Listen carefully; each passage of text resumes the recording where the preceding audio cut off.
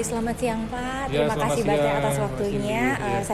Saya dari Yayasan Citra Bina dan Insan Mandiri Ya. dalam podcast Citra Bangsa ingin menanyakan sebenarnya alasan Bapak untuk memilih tema anti bullying ini sebenarnya kenapa, dan sebenarnya apa sebenarnya dari Polri, dari kepolisian untuk menanggapi tentang kasus-kasus bullying ini sendiri? Ya, karena kan sekarang itu trennya lah ya gitu. Trennya itu banyak kejadian-kejadian ya antar masyarakat, antar mahasiswa, pelajar, bahkan semua golongan masyarakat lah gitu ya dari berbagai umur yang melakukan perbuatan-perbuatan yang sebenarnya kontraproduktif, yaitu membuli seseorang, anak-anak, teman sekolahnya, teman kuliahnya, tetangganya, teman kerjanya dan sebagainya.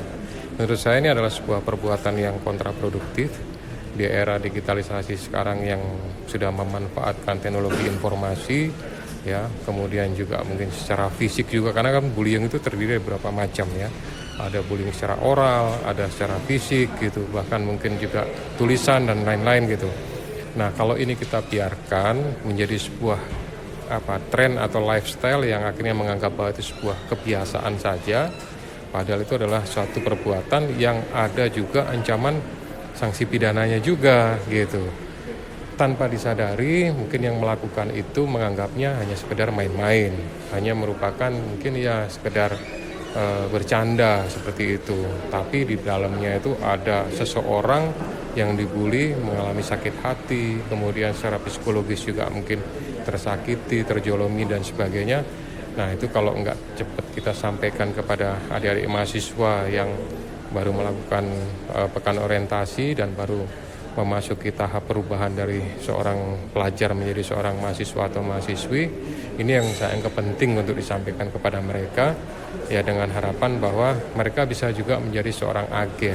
Artinya kalau ada temannya yang akan melakukan seperti itu, bisa saling mengingatkan. Kemudian terhadap dirinya sendiri pun juga menjauhi perbuatan-perbuatan seperti itu. Saling menjaga, menjadikan sebuah habit di lingkungan mereka bahwa perilaku membuli, melakukan kegiatan seperti itu kepada orang lain itu adalah sesuatu yang kontraproduktif, tercela, bahkan ada sanksi hukumnya.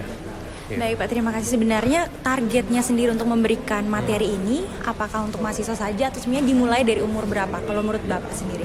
Ya, sebenarnya kalau ini harusnya masalah ini sebetulnya harus dimulai dari keluarganya masing-masing ya. Orang tua harus punya peran serta terhadap anak-anaknya. Guru juga seperti itu, punya peran serta menyisipkan sedikit materi soal itu kepada siswa pelajarnya.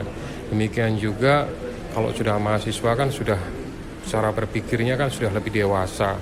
Harusnya mereka juga lebih peduli, lebih memiliki empati dan tidak melakukan hal yang seperti itu. Tapi itu pun tidak lepas peran dari dosen. Ya, dosen artinya juga karena yang sehari-hari bertemu dengan mahasiswa-mahasiswi ini kan Bapak Ibu dosen. Nah, Bapak Ibu dosen juga punya peran. Jadi kalau soal sektor umur di ukuran berapa, seharusnya ya sedini mungkin gitu. Karena tidak hanya di lingkungan ini, kadang-kadang sudah mulai dari kecil SD saja sudah membuli anak teman sekolahnya, teman sebangku, teman sekelasnya, mungkin hanya karena orang tuanya tidak ada bapaknya, mamanya tidak ada, itu mungkin sudah dilakukan hal seperti itu gitu. Sampai umur berapapun lah gitu. Karena membuli itu tidak mengenal usia sebenarnya gitu. Baik Bapak, terima kasih atas waktunya. Terakhir, harapan Bapak untuk Universitas Citra Bangsa sendiri seperti apa?